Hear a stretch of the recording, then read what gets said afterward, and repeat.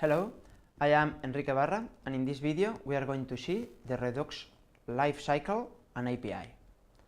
Well, Redux lifecycle is this one that we can see here. In the first place we have the user interface, for example a React component application. It will trigger actions that are sent to the reducer.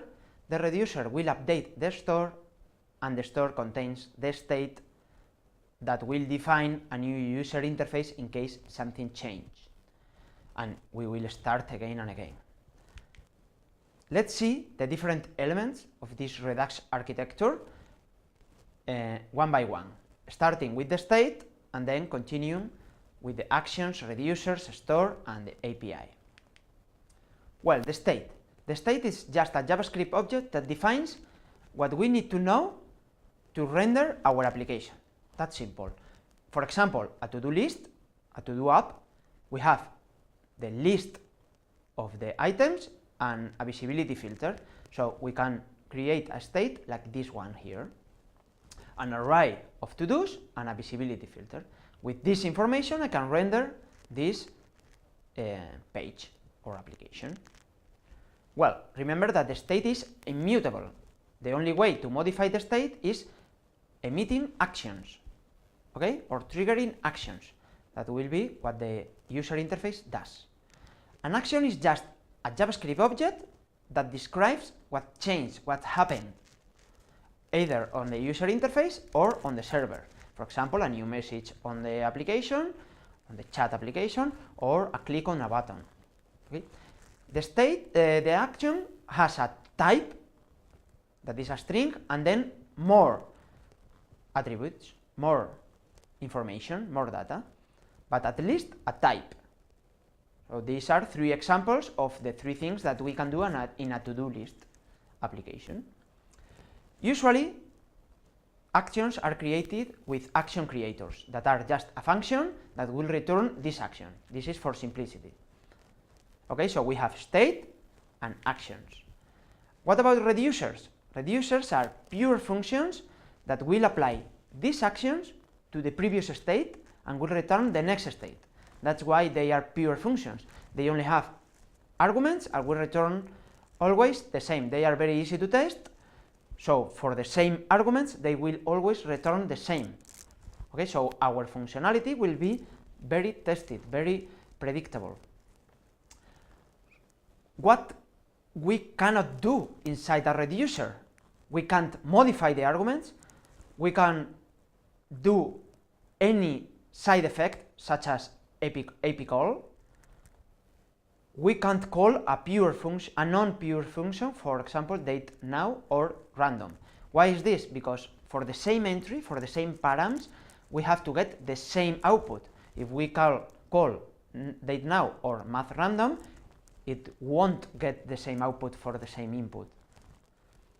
We will also structure the reducers into several reducers just to split our code and not to create a giant monster.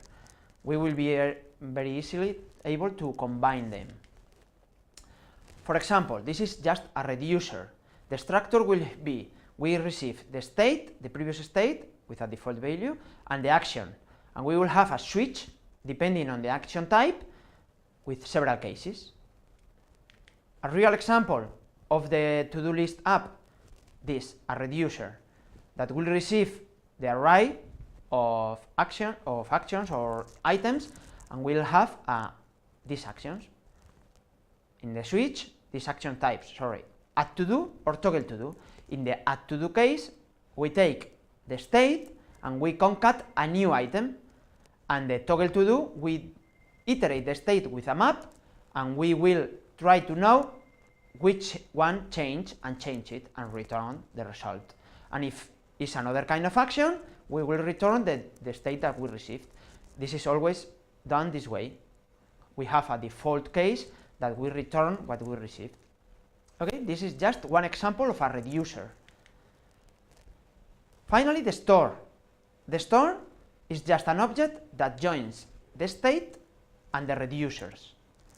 The store will be given by the Redux library. Okay, the store contains the state. So the views will be able to get this state via a method that is called getState. We will be able to dispatch actions to subscribe to change in the state and to unsubscribe. Okay? There is only one store. This is a difference with Flux. We only have one store, and it's given by the library. In Redux, we will have multiple reducers and one store. Our logic, our functionality will be in the reducers. The store is the same for all the applications. The API of Redux. We are going to see just two methods. There are 5, but we will use a lot these two methods. Create a store that will receive the reducer and will return the store. Why? To get the state, to dispatch, or to subscribe to changes. So this is a method provided by Redux to create the store.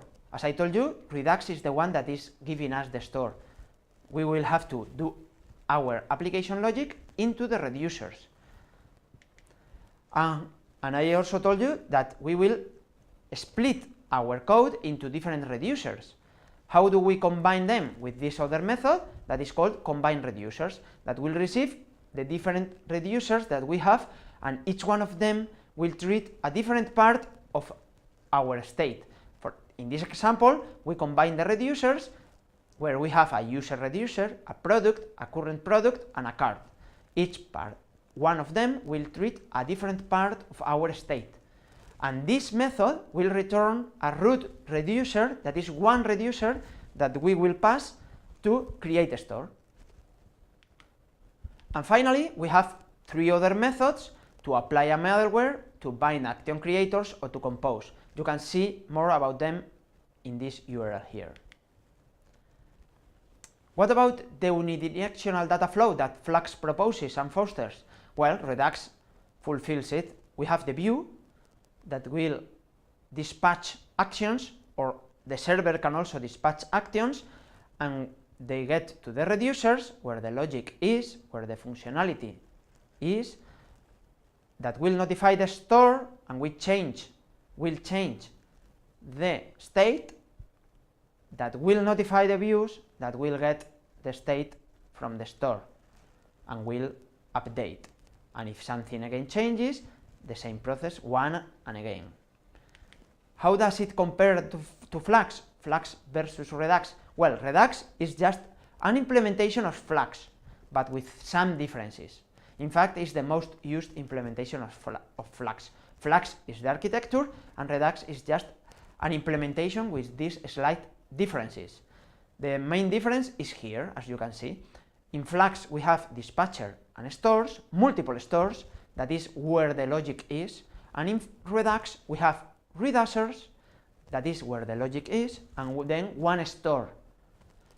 In Flux, the dispatcher is provided by Facebook, and we can get it, and we don't have to implement it. And here, that happens with the store, where we will have to create our code, and our logic is in the reducers. Okay?